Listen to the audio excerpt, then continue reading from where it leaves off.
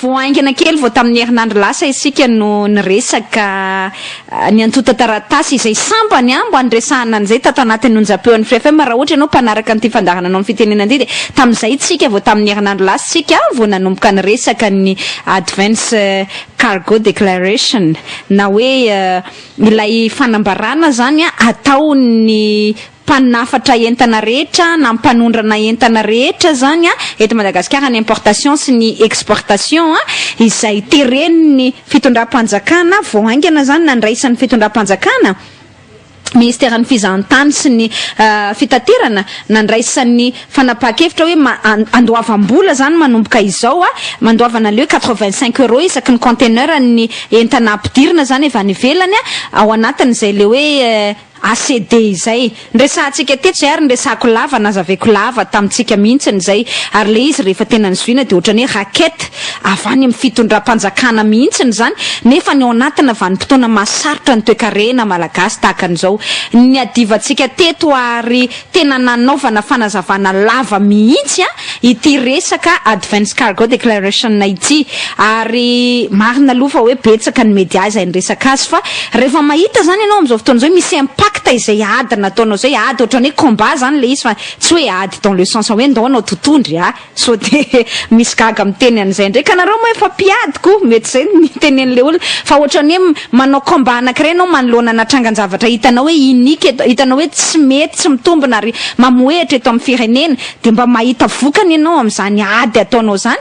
mahita vokany ianao amin'izany resaka resahanao ato anatin'ny onjam-peo izany dia mahatsapy ianao hoe mba misy fierté zany isy friariana zany hoe fahafaham-po ara-moraly izay asa ataonao zay ny fahitana tsika ny anisan'ny dradradradrany teto dia ny fahitana andro vitsy montsy atao aorianan'ny tenenantsika satria efa ela nge ny sehatra samihafa ny resaka an'io mbentsona efson efa tamin'ny volana jolay jona tamin'ny avril jolay jona tamin'ny heritaony fa tsika vao ny resaka an'io dia misy impacta goavana be zany le izy amin'izao fotoana izao dia ny fanambaran'ny amerikanina fa tsy marina ny tenin'ny gouvernement malagasy tsika no anisan'ny resaka an'izay tato anatin'ity fandaharana ity tena ny resahantsika mihitsy hoe ny antony arosony le ATPMS le ATPMS io dia le hoe Associated Transport and Port Management System izy io zany ny ny orinasa izay voalaza fa nomeny ny fitondram-panjakana tamin'ny alalany APMF na ny agence pluviale maritime APMF agence pluviale maritime pluviale fluviale APMF agence portuaire maritime et fluviale azafady fa miboretika tsy voalaza intsony ny tokony ho ambara dia ny APMF zany zay sambatra raha-mpanjakana rattaché na feheziny ministère ny fitaterana ny ministra Ulrika Andretina nanao soniany le didim-pitondrana zany arrêté interministériel dia avy eo namoaka an'izay note circulaire izay ny teo anivon'ny APMF fa hoe miatra ity ACD ity ka ity orinasa antsony hoe ATPMS ity no nomeny ny fitondram-panjakana fahafahana zany na lalana manangona an'le vola le 85 € isaky ny conteneur ampidirina rehefa manao déclaration na importation ohatra na déclaration na exportation ianao dia ositsika tamin'izay fotoana izay ny anisan'ny antony narosiny APMF ozy izy tsika sy ny ATPMS izay mpiara-miasa aminy zany io le orinasa belge le hoe tantanana congolais raha tsy diso béninois azafady tompoko béninois dia hoe anisan'ny takin'ny firenena amerikanina io amin'ny éligibilité atsika na ny fahalaniny Madagasikara ao anatin'ny programme ny AGOA fanatsarana zany an'izay programme tsika AGOA izay tena mifelaka ty amaina mandrivorivo ho an'le APMF ho an'ny ATPMS ary ho an'ny gouvernement tamihitsy ary tokony hitsarana andriamatoa erajonary mampianina tena ilay filazana nataon'ny masoivo amerikanina manao démonté mihitsy raha tsony mandiso zany hoe mampandainga an'le gouvernement tamihitsy zany hoe tsy marina ny filazana fa takin'ny amerikanina na takin'ny sehatra raisa-pirenena izay ACD izay tena zava-doza nge zany Benjamin Everson satria zany le TPMS de tia pandainga fotsiny zao ny ambassade américaine am'le hoe resaka AGOA tia pandainga fotsiny zao ny fikambanana resam-pirenena misahana ny resaka fiseraseran-dranomasina zany tia pandainga fotsiny zao ihany koa an'ilay sehatra resam-pirenena ny OMC ohatra sy ny sisa zany na ny OMI organisation maritime internationale tia pandainga tsotro zao zany de nilaza hoe ny antony tsy maintsy anaovana ny ACDU ange de noho ny fitakin'ny américaine ao anatin'ny AGOA noho ny fitakin'ny OMI na ny organisation maritime internationale ao anatin'ilay hoe ISPS code na hoe fitakin'ny organisation mondiale du commerce ny tsarain'ny karatra am'izao fotoana izao ny fitondram-panjakana na ny le ATPMS mihitsy ary voaprofo zay ny tena zava-doza ao anatin'izany tiako resahana anareo zany sady efa voaprofo mazava zany fa pandainga le fitondram-panjakana mandainga le gouvernement mandainga le orinasa miara-miasa aminy fa tianao business fotsiny tiana-karena tampoka misy commission anatin'ilay izy ary efa nitantaraiko anareo tato ny tantara teto amin'ny teonjapeo ty ny tantara hoe ohatran'ny io ngeny nataon'ity Jean Codot teratany béninois ty mitarika ny orinasa TPMS io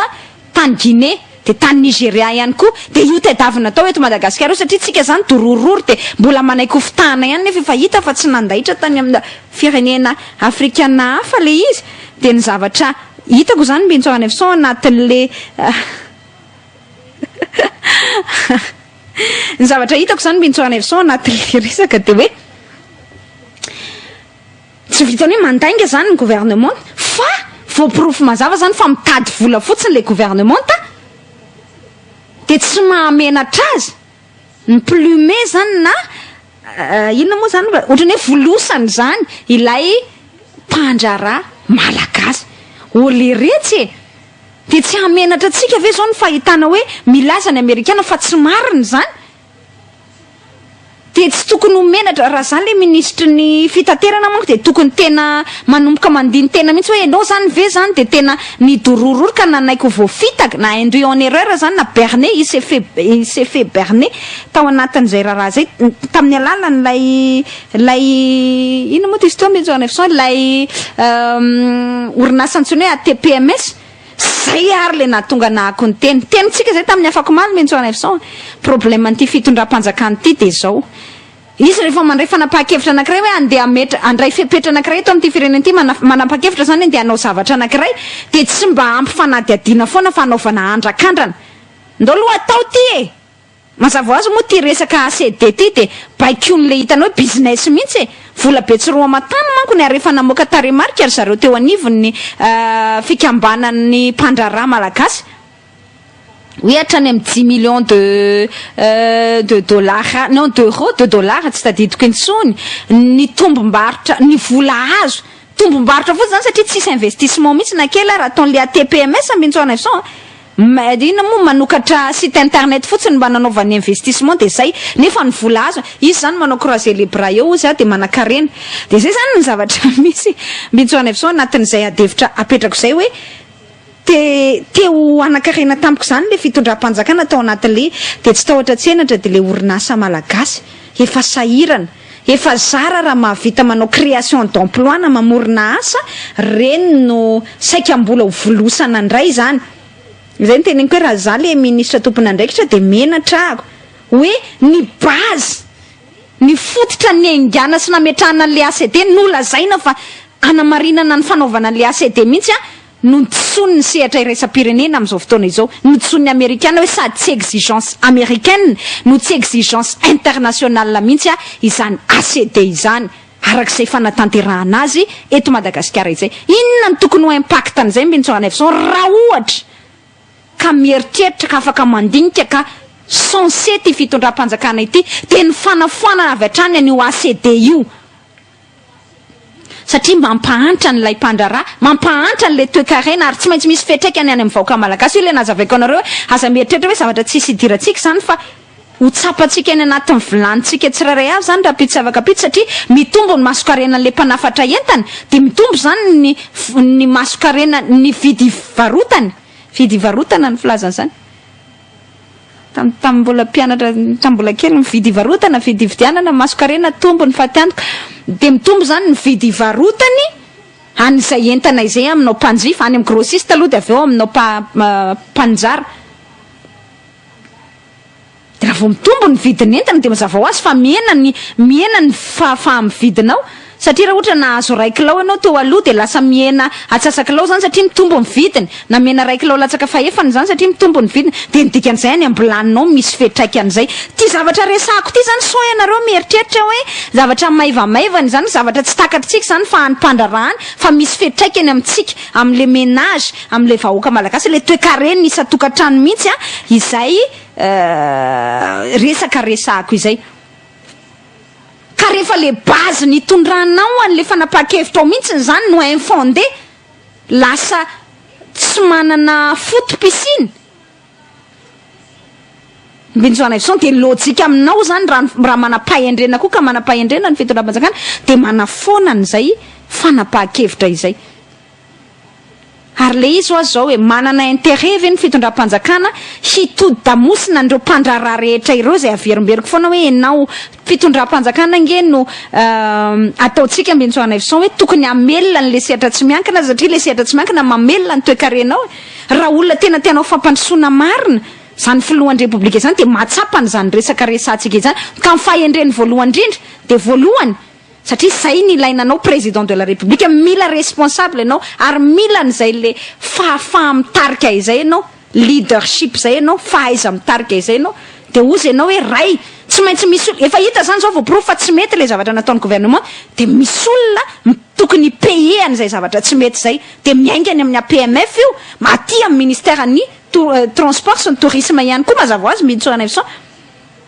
ka rehefa ianao ny ataon'ny fikambanana iresa-pirenena mandainga de ny zavatra tokony ataonao voalohany de mametra-pialana tsika manko tsy manana an'izay culture na fametra-pialana zay mbe nitsorana ifson fa ry zany ministra Ulrika Andretiny zany de fa tsarainy karatra foana Ademar ray Air Madagascar ray de io koa zany zao mbola tsika miteny zao mbe nitsorana ifson de mbola io ihany koa hoe ina moa ty teo ACD ndray am'izao fotoana zay zavatra zay mba fepetra ampiarin'io ONTM ihany koa voilà vao nresantsika omaly le resaka office national du tourisme mbola problème ihany koa izany hoe zay sehatra rehetra mba ametrahany ministro fanovanana fanamboarana eto amin'ny firenena de tsarainy karatra foana izy de nao zany efa mpandangan'ny olona de nao zany efa voapirofo mazava fa tany amina fototra tsy mitombona zany no nampiaranao fanapahan-kevitra anankiray de tokony ametra-pialana izy mbintsona ifson tokony atsapatena izy mbintsona ifson anatin'izay ka mametra-pialana hoe tsy mety ane zany zavatra nataoko zany za veranga efa ny firenena amerikana non mais franchement tsy haiko natsapatsika ny mahagravy an'izany zavatra zany hoe ny firenena amerikana zany hoe firenena vahiny fa tsy hoe le izy amin'ny mabe kitana azy fa le hoe firenena vahiny no efa midémentiranao milazanao fa mandainga anao zany de anao ve mbola iziriziry apiatra le fanapahan-kevitra efa voalaza fa lainga ny fototra ny angana na de olona irresponsable toy inona aza mbintsona ifson ka zay le teneniko hoe rehefa tsy tsara tena ny ministra tompona andraikitra zay mazava azy fa tsy andeha ametra-pialana amin'io zany de tokony flouera jonary mampianana no mitsara tena de mahita hoe bon nanala baraka loatra ny gouvernement sy ny fitondram-panjakana ty on s'est fait avoir bernen'ny olona tsika ny fitahan'olona tsika de ny fepetra raisina amin'io de iemorana le fanapahan-kevitra zay ny fahendrena ao anaty le fa asa ndray ty fitondram-panjakana ty amin'izy moa tena malaza amin'io tsy fianonana izy an'izy eo de asa ndray le fitondram-panjakana hiteny mbintsona ifson hoe efa nataonay ty de menatra zay raha iverin-dalana de ziriziranay eo foana io de ampitombony ady am'le secteur privé izay efa nanapaka ny fifanakalozany hevitra na ny dialogue am'le fitondram-panjakana mihitsy lojika zany zao taorinan'izay fanambaran'ny amerikana izay tokony fanana le fanapahan-kevitra fa asa ndray moa resaky zay resantsika zay fa de hiara hita eo tsika mbintsona ifson fa mbola ho resana ihany amin'ny fotoana manaraka raha ilainy zany